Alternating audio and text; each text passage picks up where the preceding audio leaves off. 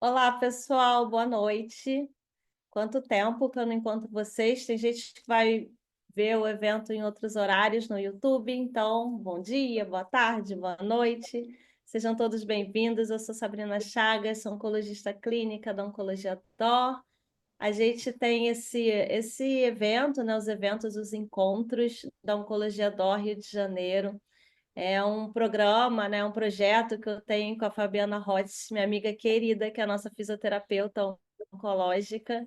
E eu estou feliz de estar aqui de novo com vocês. A gente agora que está começando o ano, e a gente resolveu trazer um tema aqui no começo do ano, no finalzinho do ano passado, foi bem polêmico a respeito das mamografias, e a gente viu muita confusão em torno do tema, então a gente trouxe simplesmente uma das melhores pessoas para falar sobre isso.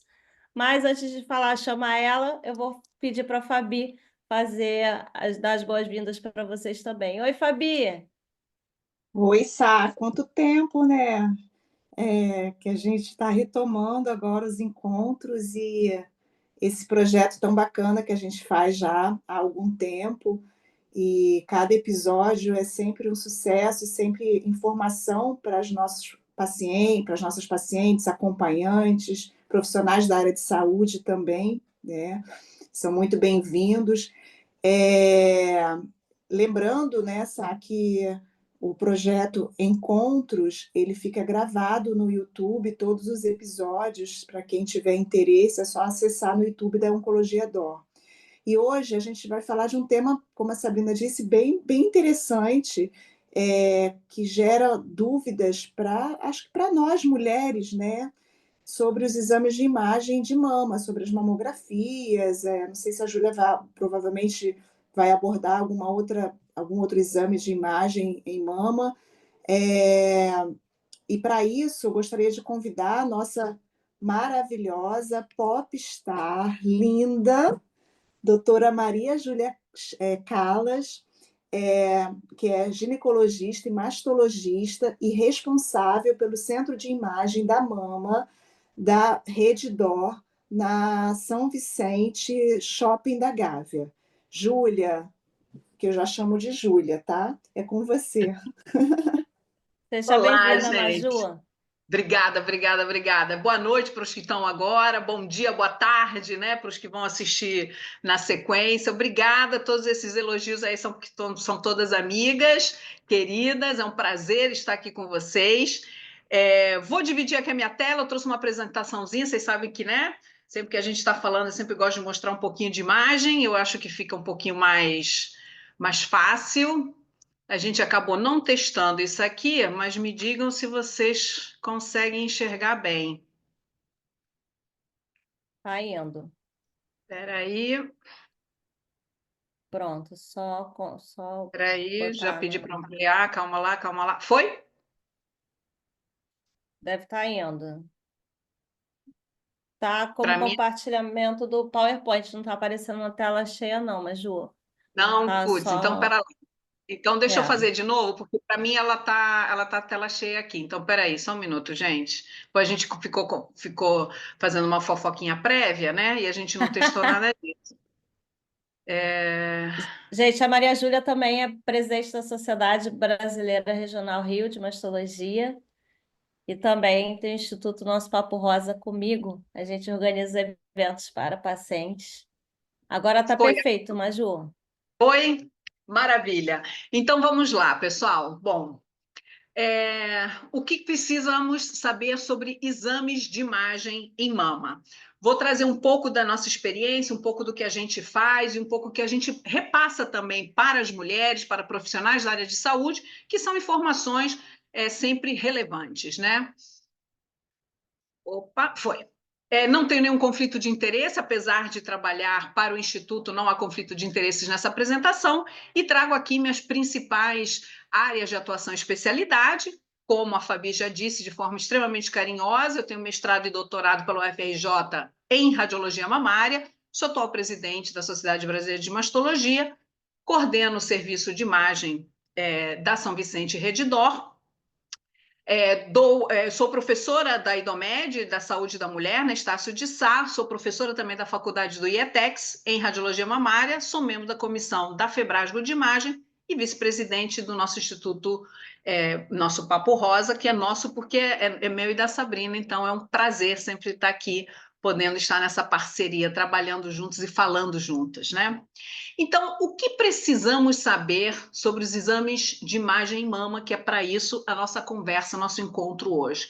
Por que nós não temos um caminho reto, uma linha reta para esse diagnóstico e às vezes fica uma situação tumultuada, difícil de entender, cada método de imagem vê uma classificação diferente, como que isso é possível, como que isso funciona? Será que um método errou, o outro acertou mais, um vê melhor que o outro? E sabemos que não é bem assim.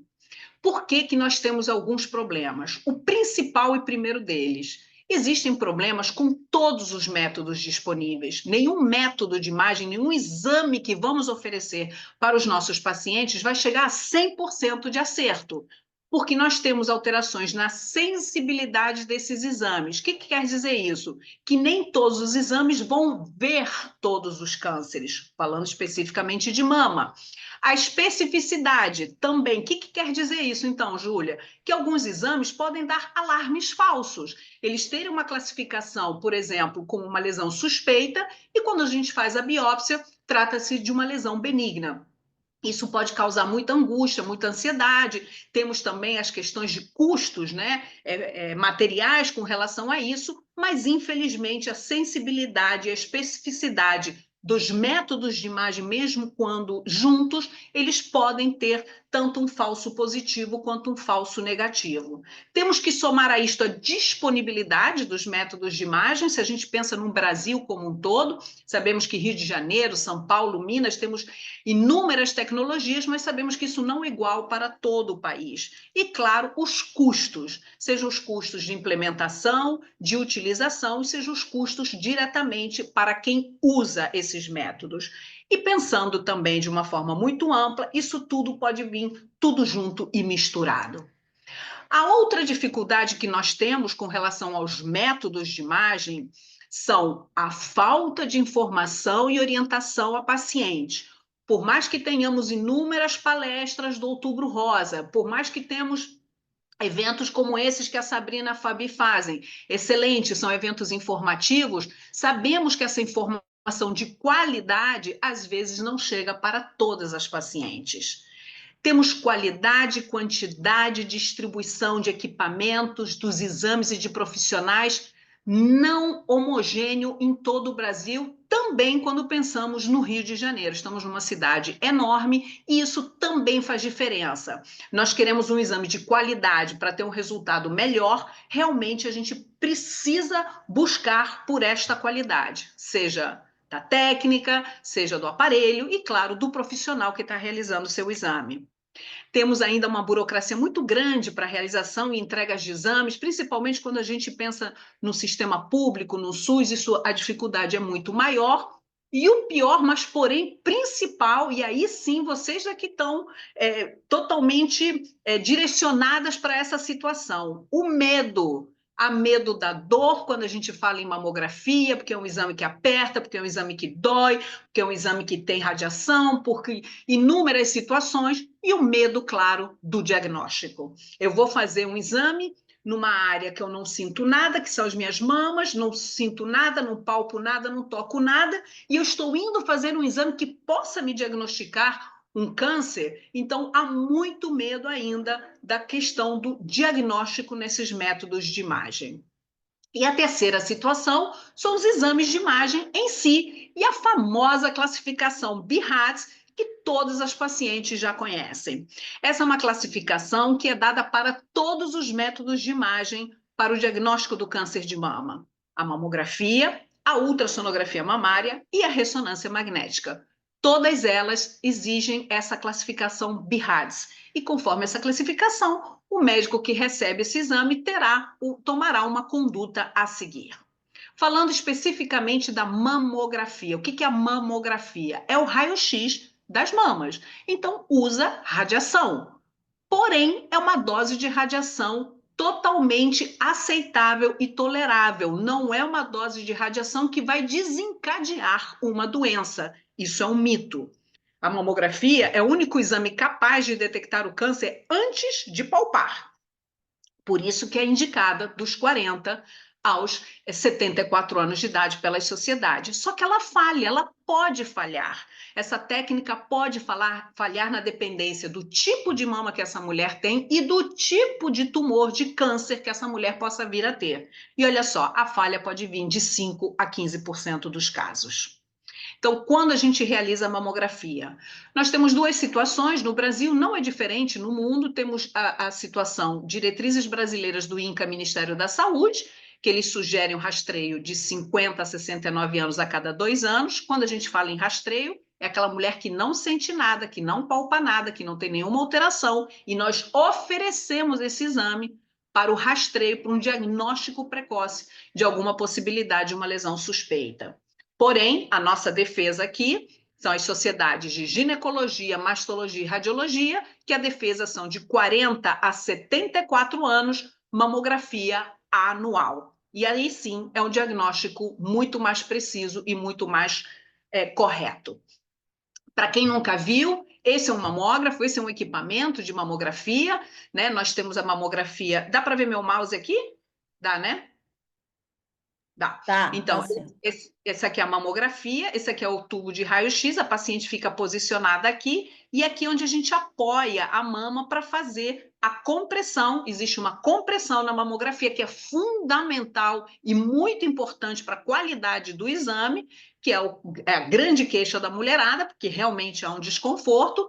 E desta imagem aqui que faz o raio-x, nós temos a avaliação em computadores, em workstations enormes, com resoluções maravilhosas, onde a gente consegue diagnosticar tumores bem pequenininhos, bem iniciais. Um dos mitos que é muito comum e está muito em voga hoje: mulheres com próteses de silicone, com os implantes mamários de silicone. Está muito na onda de que não podem ou não devem fazer mamografia. E ficam esses desesperos quando a gente solicita uma mamografia para uma paciente com prótese. Por isso, mas isso é um mito. Mulheres com prótese devem e podem fazer a mamografia. A prótese não vai romper, não vai estourar, não vai deslocar, não vai virar, não vai acontecer absolutamente nada. Então, mulheres com próteses podem fazer seus exames e, além das incidências, né, além daquele posicionamento normal que se faz para a mulher sem prótese, nós fazemos outros posicionamentos a mais, onde a gente consegue estudar melhor a mama dessa mulher. Nessa onda que teve, né, dessa onda que a Sabrina comentou bem no início, que a gente teve esse ano, foi em janeiro, foi uma situação em que toda a sociedade se mobilizou muito, artistas, mídia, sociedades, pacientes, isso foi muito importante com relação ao rastreamento mamográfico.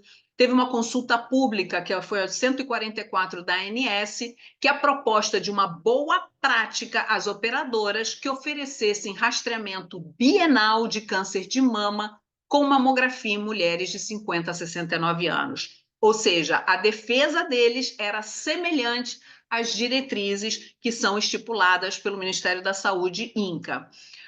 Houve uma indignação muito, muito grande por parte de todas as sociedades. Por quê? Simplesmente porque o câncer de mama é o câncer mais incidente nas mulheres brasileiras em todo o país e é o câncer que mais mata mulheres no Brasil.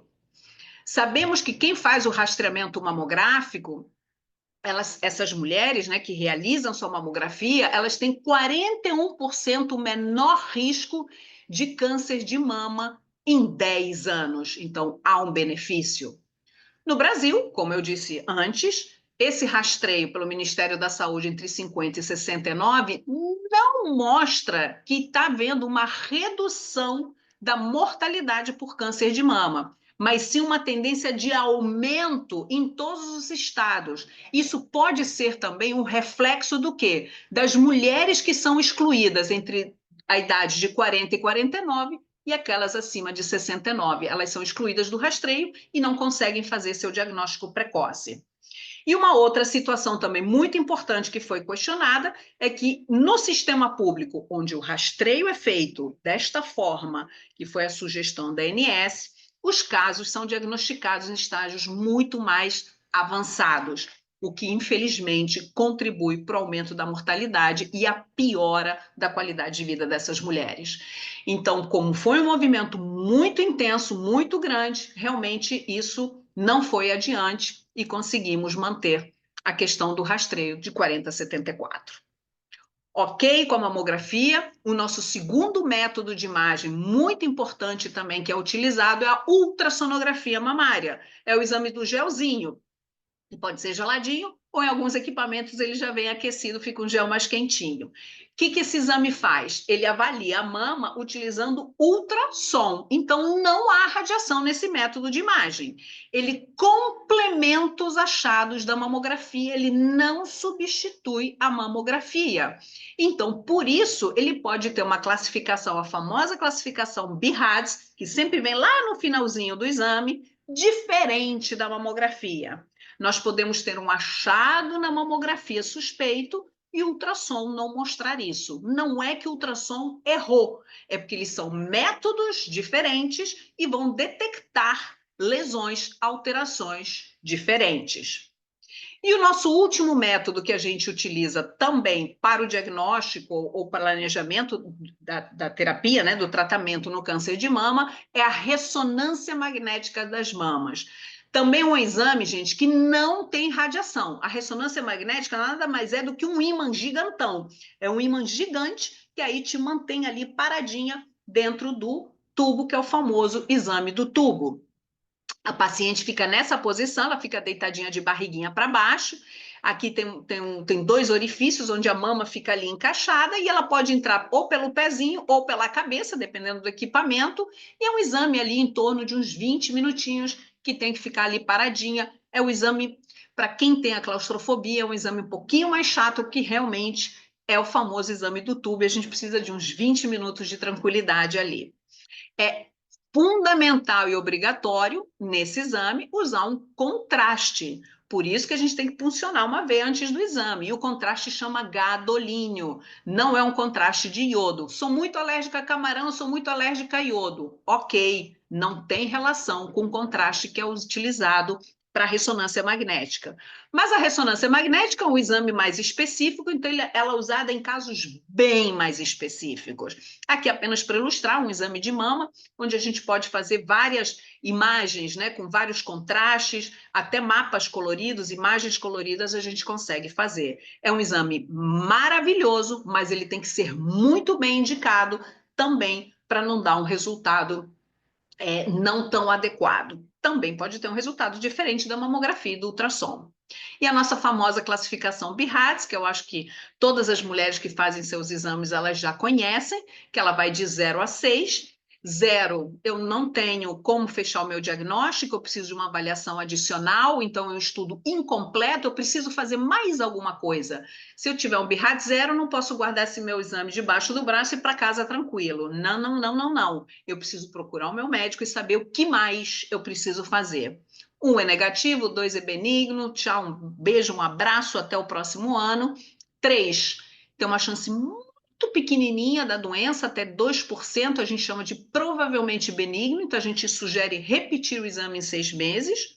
4 e 5 são os achados suspeitos, então aí sim a gente indica uma biópsia. A pessoa tem que fazer uma biópsia para ter certeza do que está diante, de que situação está diante. E a categoria 6 é aquela paciente que já tem câncer, nós já sabemos que ela já fez uma biópsia, esse resultado veio positivo para malignidade, ela está em tratamento de um câncer, e quando ela repete esses exames, por exemplo, essa pessoa pode estar fazendo uma quimioterapia antes de operar a mama. Quando ela repete esses exames para saber se a quimioterapia está fazendo efeito, está evoluindo bem, está reduzindo esse tumor, essa paciente então já recebe o BIRAD6, porque a gente já sabe que ela tem a doença, está apenas na fase de tratamento. Então, de forma bem resumida, o que eu preciso saber sobre os exames de imagem na mama? eu preciso ter um autoconhecimento, eu preciso me tocar, me conhecer, ver como minha mama é, qual é a textura, se tem alguma alteração, se não tem, a gente precisa conhecer nosso corpo e de uma forma em geral também o quê? Manter os nossos exames em dia. Então, a nossa sugestão como sociedade é sempre que possível que seja uma rotina anual. Educação em saúde é tudo. Então, qual é a nossa orientação principal? Guarde seus exames, principalmente as imagens. As imagens de mamografia, elas são comparadas. É a forma que a gente tem de comparar e detectar muito precoce uma alteração. Então, o que a gente pede? 3 anos para guardar seus exames de mamografia. Agora, se você já fez uma biópsia, esse resultado vamos guardar para sempre. E sempre que a gente for fazer um exame, é importante levar esse resultado de biópsia, que tem mais informação para o médico, para ele poder dar seu diagnóstico mais preciso. E a detecção precoce? Sabemos que a detecção precoce salva vidas, a comparação com os exames prévios de boa qualidade, eles são fundamentais para o diagnóstico. Então, eu insisto que a qualidade dos exames, realmente, ela tem que ser positiva, ela tem que vir realmente com boa indicação, com boa qualidade, para a gente ter um diagnóstico mais preciso. Concluindo, então, já, informação e conhecimento, o acesso à informação, ele tem que ser confiável e fundamental para desmistificar a doença, e com isso a gente reduz a ansiedade na realização dos exames, principalmente quando a gente fala de mamografia, que é o grande terror das mulheres, pela compressão, e realmente é um exame aí desconfortável. Apoio e aconselhamento sempre, eu acho que é isso que nós estamos fazendo aqui, é o nosso dia a dia, né, Sabrina, Fabi, é o que a gente faz com todos, sejam os profissionais da área de saúde, pacientes, familiares e cuidadores. Eu acho que é importante o acolhimento, você se sentir acolhida durante um exame, sim, por que não? A pessoa colabora mais durante esse exame, isso é fundamental. E, claro, sempre prevenção e detecção precoce. Como que fazemos isso? A prevenção, hábitos de vida saudáveis. Isso é fundamental. Detecção precoce com exames, no caso do câncer de mama, com a mamografia de boa qualidade, e aí temos aí realmente as melhores armas contra o câncer de mama. Prevenção e detecção precoce. Não posso deixar de convidar vocês, esse é o meu último slide, meninas. Nós temos agora em junho, agora sim, para mim é depois de amanhã, né? Em junho temos o Congresso Brasileiro de Mastologia acontecendo aqui no Rio de Janeiro, e vamos ter a grande oportunidade que nesse congresso, no sábado, 28 de junho, nós vamos ter uma sala exclusiva para pacientes, onde vamos ter profissionais do Brasil todo, tops, super bem selecionados. Essa mesa foi escolhida também pela Sabrina e pela Fabi, onde nós vamos abordar estes principais assuntos, e deixo aqui o convite para todos que estão aqui assistindo, que venham assistir até a data, claro, para vocês participarem. Tá? É gratuito, é só se inscrever, tá aí, ó, mastologia2025.com.br /CBM 2025. Então, deixo aqui meu convite, que será um prazer recebê-los, e a gente pode também abrir aí, então, para uma discussão maior. Agradeço o convite, Sabrina, é sempre um prazer estar com você, Fabi, super maravilhosa. Deixo aqui meus contatos, são os meus contatos pessoais, e, claro, não posso deixar os meus contatos do nosso Papo Rosa, que faz parte aí da minha rotina, da minha vidinha, do meu dia a dia com a querida Sabrina. Gente, muito obrigada, e estou aqui à disposição, espero que tenha sido aí positivo para todas. Obrigada. Maravilhosa, Maju, como sempre, nem preciso falar isso. Minha amiga, minha amiga. É legal você falar da sala do Congresso para paciente, né? Esse é um espaço que a gente sempre busca. Eu, Fabi e Maria Júlia, a gente acredita muito nisso, nesse acolhimento, nessa informação para os pacientes. Então, fica a dica. Vou pontuar aqui que a gente não quer passar muito do tempo, vou comentar uma coisa e fazer 2 perguntas, e aí depois a Fabi vem na sequência. O primeiro comentário, né, que a gente trouxe principalmente esse tema, porque no Outubro Rosa muita gente veio falar mal da mamografia, né, profissionais de saúde que não são bons, né? Não dá nem para acreditar que são profissionais.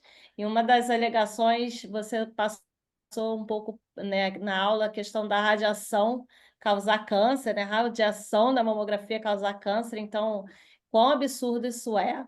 Uma outra coisa que as pessoas, pacientes perguntam muito, ficam com muito medo quando vem no exame, é o medo do cisto virar câncer, né? As mamas têm cistos, não é raro. Então, essa é uma questão também que vem sempre.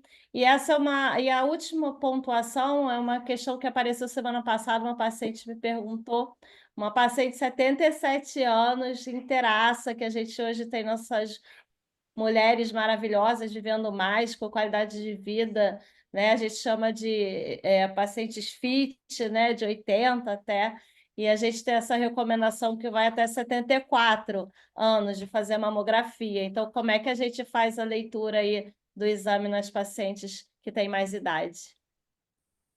Ótimos, ótimos questionamentos. Gente, está tendo uma obra, resolvi ter uma obra aqui, então daqui a pouco vem um barulhão. Não sei se tá vazando aí, mas vamos lá. Nada vira na mama, né? Nada vira. Não é um cisto que vira câncer, um nódulo, um fibradenoma, que é um tumor benigno que vira câncer. Nada vira. Ou vai ser desde o comecinho, bem pequenininha, ou não vai ser nunca. Também não tem relação com o tamanho, né? Porque é grandão, pode ser um câncer, quando é pequenininho, não é câncer. Isso também não tem relação. Mas os cistos são lesões benignas, são conteúdo de líquido, eles aparecem numa idade mais jovem, geralmente na pós-menopausa, eles até desaparecem. Então, tranquilidade com os cistos, sem preocupações, vai dormir tranquila. Às vezes eles incomodam, doem muito, né? Então, quando eles doem demais ou crescem demais, fazem tipo até quase um processo inflamatório, a gente sugere puncionar, esvaziar, tirar aquele líquidozinho do cisto e a pessoa fica mais tranquila. Com relação à radiação, gente, por favor, não tem nenhum método de imagem, nem tecnologias mais avançadas na mamografia, que eu nem entrei em detalhes, mas, por exemplo, temos a tomossíntese, temos até a mamografia contrastada com iodo aqui no Rio de Janeiro já, são exames que são evoluções da mamografia digital e elas não vão causar câncer. Não tem nenhum método de imagem, um método diagnóstico que tem uma dose de radiação que vai predispor a pessoa a ter câncer. Não existe literatura alguma mostrando isso, e tudo que é colocado com relação a doses de radiação estão dentro de parâmetros compatíveis com física médica, engenharia, profissionais, médicos, técnicas, ou seja, isso tudo é muito testado e muito controlado, tá? E a última questão, que eu já me perdi, porque eu falo muito, com relação. As idosas. Ah, as idosas maravilhosas, elas são perfeitas, maravilhosas. Olha só, gente, os 74 anos é uma data limite que a gente dá por um consenso, porque a gente precisa ter um limite. Porém, sabemos que pode ser estendida essa mamografia, claro, pode ser. Eu tenho paciente de 93 anos que pede para fazer mamografia, e ai de mim se eu não pedir, tá? Então, o que acontece? Vai ser muito na dependência do que essa mulher tem. Qual é a qualidade de vida dela? É uma pessoa que nem a Sabrina falou, tá indo lá, tá malhando contigo, tá viajando, tá casando, tá virando chefe de algum serviço, tem que tomar conta de 3 netos, tem que fazer cursos de idiomas. Essa mulher está na atividade total. É óbvio que a gente vai oferecer para ela uma mamografia de rastreio aos 78, 80, 82 anos. Porém, existem outras mulheres que têm o que a gente chama de comorbidades. Ela tem, às vezes, doenças mais graves do que se possa diagnosticar um câncer numa fase inicial. Pode ser uma paciente, por exemplo, com Alzheimer cadeirante, uma paciente que tem uma alteração cardíaca gravíssima, um problema pulmonar muito mais grave. Então, assim, tudo vai depender do que esse paciente, a partir dos 75 anos, nos apresenta, nos mostra. Então, o seu médico é a pessoa mais indicada para dizer se prosseguimos ou não com o rastreio mamográfico. Perfeito, Júlia. Sabrina ainda está aí? Estou te admirando aqui, estou te vendo, Ah, admirando as quer falar dúvidas. mais alguma coisa? Você vai precisar sair um pouquinho antes, não vai? Você quer Já fazer já. comentário? Não, quero só agradecer por ter a Júlia aqui, lembrar o pessoal que vai ficar salva essa live. E é isso, gente. Novos projetos chegando e Júlia sempre maravilhosa. Ô, Júlia, deixa eu ver aqui no chat se alguém deixou alguma pergunta, mas eu queria aproveitar você aqui. A pergunta foi se vai ficar gravado. Vai ficar sim no YouTube da Oncologia Dor, tá? A pergunta que, por exemplo, uma mãe que teve câncer de mama e tem uma filha, né?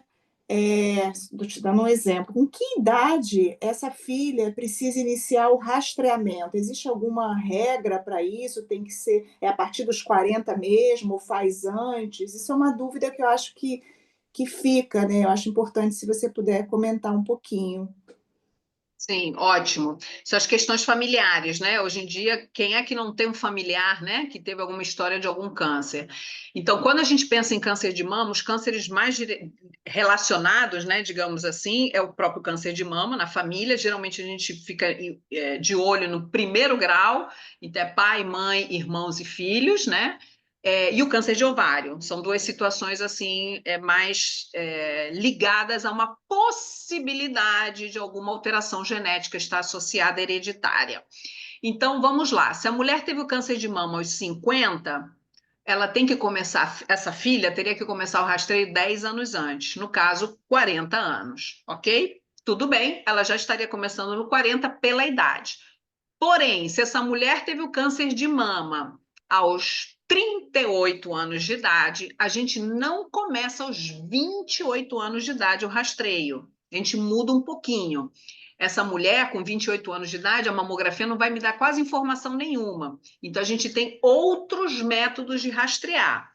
Então, a gente começa a rastrear com a mamografia a partir dos 30, 35 anos. Antes disso, a gente não consegue ver nada na mamografia. Então, essa mulher um pouco mais jovem, a gente começa a fazer o rastreio com ressonância. A gente pode começar com a ressonância e com a ultrassonografia, mas caso a caso individualizado. É muito importante que cada caso seja avaliado de forma individual, porque vai depender muito dessa história familiar, de com que idade esse câncer aconteceu, que tipo de câncer foi e quais são os outros fatores de risco familiar que ela possa ter de outros tipos de câncer. Mas, em geral, sim, é uma pessoa que fica o alerta, a gente fica mais alerta quando tem história familiar de primeiro grau, e a gente começa um pouquinho mais cedo, na grande maioria das vezes, também associando a ressonância de mama no rastreio, além da mamografia. Perfeito, Júlia, perfeito. No chat ainda não, gente. Vamos fazer perguntas, vai ficar gravado também. Eu vou, quem não, se não tiverem perguntas, eu vou aqui perguntando, porque eu tenho dúvida, tá, Júlia? Vou aproveitar você aqui mais um pouquinho que a gente tem aqui de você para perguntar. Uma coisa que acontece, tá? Acontece e não acontece pouco. Paciente que fez a cirurgia reconstrutora, aquela que tem que colocar o expansor, né, para depois fazer a outra etapa da cirurgia. E aí essa paciente precisa fazer uma ressonância. Às vezes a paciente, por conta da cirurgia, por conta da radioterapia, fica com alguma, eu como fisioterapeuta vejo isso bastante, tem alguma síndrome no ombro, e o ortopedista vai pedir uma ressonância do ombro dela. E aí a paciente chega lá com o pedido bonitinho e vai fazer a ressonância. Pronto, chega lá, não consegue fazer a ressonância. Ótimo. Pois é. É, quando a é, mulher está com um expansor, né? É, assim, vai atrapalhar o exame. O que acontece? São duas situações de expansor. Uma é o expansor que ela está expandindo lentamente, que ela vai uma vez por semana, uma vez a cada 15 dias no cirurgião plástico, ela vai expandindo o expansor. Não, ficou meio estranho isso, mas é isso mesmo. Ela vai injetando o líquido, então aquele expansor vai dilatando, e aí com isso a gente consegue mais qualidade de pele para depois fazer a cirurgia definitiva. Enquanto está nesse momento de expansão, não adianta fazer ressonância. A ressonância vai dar um artefato gigante que vai atrapalhar o exame todo, não vai conseguir ver absolutamente nada. E outra coisa, tem alguns expansores que às vezes têm válvulas externas, e isso realmente é complicado, porque dependendo do aparelho pode até queimar e pode mexer o expansor da posição, né? Então a gente não faz. Agora, vamos lá. É uma mulher que acabou de expandir, que ela está com a cirurgia marcada para dali a 10, 15 dias, no máximo um mês. Precisa fazer essa ressonância de qualquer jeito. É o único método de imagem que ela vai ter algum diagnóstico, seja do ombro, seja da mama contralateral, nós fazemos, porque a gente já sabe que essa mulher vai operar. A gente já sabe que ela vai entrar no centro cirúrgico dali a 15 dias, um mês, né? Então, assim, mexeu o expansor de lugar, teve qualquer alteração, não tem problema, porque eu sei que eu estou operando essa mulher daqui a pouquíssimo tempo. Mas aquela que está em fase de expansão, não fazemos, evitamos mesmo. Perfeito. Não, é só para chamar atenção que isso vira e mexe, isso acontece. A gente tem no chat aqui, tá? Tem uma perguntinha, A né? gente tem ainda, acho que 5 minutinhos, dá para a gente Tá, falar. Bem, tem um comentário, boa noite. Interessante, comigo aconteceu o inverso. acontece. Tive o diagnóstico com 57 anos e 5 anos depois, minha mãe também teve diagnóstico aos 85 anos. Né? O inverso daquela pergunta que eu É. fiz para você, Júlia. Você quer Sônia, comentar alguma Sônia, né? coisa? Sônia, isso acontece, desculpa, infelizmente acontece, Sônia. Não muda em nada, né, o rastreio, mas isso pode acontecer. Temos também, que eu não entrei em detalhes, porque talvez fosse muita informação, uma situação muito importante, quando tem mais de um familiar, dependendo da idade desse familiar, também existe o rastreio genético. O paciente faz uma consulta, faz um aconselhamento genético com o especialista, que é o geneticista, e ele pode definir um rastreio que é feito geralmente ou no sangue ou saliva, a gente usa mais o sangue, é uma realidade brasileira. Alguns convênios já cobrem esse tipo de exame, não é um exame absurdamente caro, né, para algumas situações. Então, às vezes, o rastreio genético também é indicado. Mas, Sônia, infelizmente, sim, isso pode acontecer. Uma coisa importante também é a questão da idade, né, gente? Quais são os principais fatores de risco para ter câncer de mama? Ser mulher. O fato de nascer mulher, 1 em cada 8 vão ter câncer de mama no planeta. E o segundo é envelhecer. Né? Então, a gente acha que quanto mais idade, menor a chance de ter a doença. E, infelizmente, isso não acontece. Então, eu sei que é uma idade avançada, 85 anos, mas isso pode acontecer. Nascer mulher e envelhecer são os principais fatores de risco para o câncer mais incidente. É verdade. Júlia, tem uma pergunta aqui no chat também. A gente tem, acho que dá para fazer mais essa perguntinha. Tá. Doutor, Ultrassonografia periódica, por exemplo, do nível 3 para o nível 2. Eu também já não está aqui a isso, divergência. isso. Você pode comentar? Sim, perfeito. Nossa, perfeita a pergunta. Tá, o que acontece? Quando a gente dá uma categoria 3, a gente avalia, dali a 6 meses a gente repete aquele exame para ver aquela lesão específica. Geralmente é um nódulozinho no ultrassom, porque a gente está falando de ultrassom aqui. Então, geralmente é um nódulo, a gente dá um repeteco nesse exame em 6 meses. Não mudou nada, não aconteceu nada, ok. Então a gente repete o exame 6 meses depois, novamente. Por quê? Porque vai dar 1 ano daquele primeiro que deu, tá? Depois de 2 anos consecutivos daquele nódulozinho tranquilo, quieto, nós transformamos o BIRADS 3 em BIRADS 2. Por quê? Porque tem estabilidade radiológica. Não teve nenhuma modificação nesses 2 anos. E o câncer não é tão lento dessa forma. O câncer, quando ele aparece, ele vai crescer rapidamente no exame de 6 meses ou até de 1 ano. Então, depois de 2 a 3 anos, o BIRADS 3, ele vai para o BIRADS 2, sim. Isso está correto, essa avaliação está correta. Não é que houve dúvida, ou então a pessoa que deu o 3 errou. Não, é desta forma. Damos o 3, acompanhamos, depois de 2 a 3 anos, a gente pula para o BIRADS 2 quando não muda nada. Com relação à divergência dos cistos e nódulos, sim, é difícil, por vezes a gente não consegue fazer esse diagnóstico com muita clareza.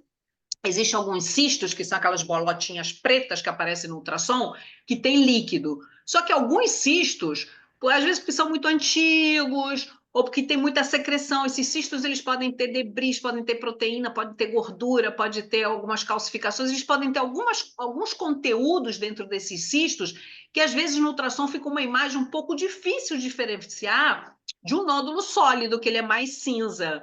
Então, às vezes, essa diferenciação é difícil. Não é porque o médico é ruim, porque ele não sabe, ou porque está na dúvida. É porque, às vezes, realmente a imagem aparece muito limítrofe entre a gente diferenciar um cisto mais denso, mais espesso, de um nódulo sólido. Nessa situação, sugiro repetir e reavaliar, mas isso pode acontecer sim. Perfeito. Júlia, muito bom, assim, acho que deu para esclarecer bastante coisa aqui para gente. A Obrigada. gente vai ter que marcar uma outra aula, que sempre tem coisas para falar. E, assim, o que eu acho importante é isso, é a educação, a informação, né, o rastreamento, né, para a gente ter a detecção precoce, né, para a gente poder Isso, salvar vidas, porque câncer de mama, a gente tem como curar, gente. Né? É o mais incidente, mas ele é o mais curável, um dos mais curáveis também. Então, detecção sim. precoce é tudo. Queria te agradecer, e você está envolvida nisso, nessa educação, nessa detecção, você, né, pela sociedade, pelo Papo Rosa, pelo Centro de Imagem. Eu acho que é isso. Eu queria só te agradecer por você ter participado, tá? Queria que você fizesse as considerações Imagina, finais para a gente, tá? Muito obrigada mesmo. imagina. Eu que agradeço, é um prazer sempre estar com vocês, estar aqui participando desses encontros que eu já estava só esperando. Falei, gente, só quero ver minha vez, quando é que elas vão me chamar? Que eu já estou só de olho em vocês. Se Então é isso. prepare.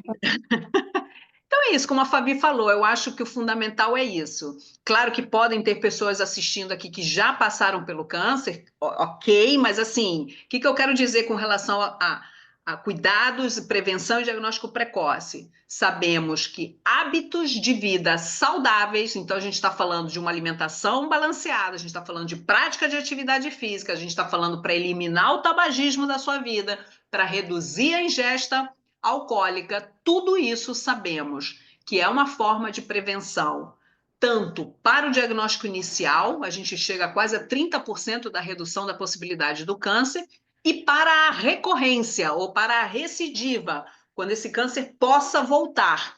Então, hábitos de vida saudáveis são fundamentais para aquela pessoa que nunca teve a doença ou quem, infelizmente, passou pela doença, possa realmente evitar, dentro das suas possibilidades, a recidiva, o retorno do câncer.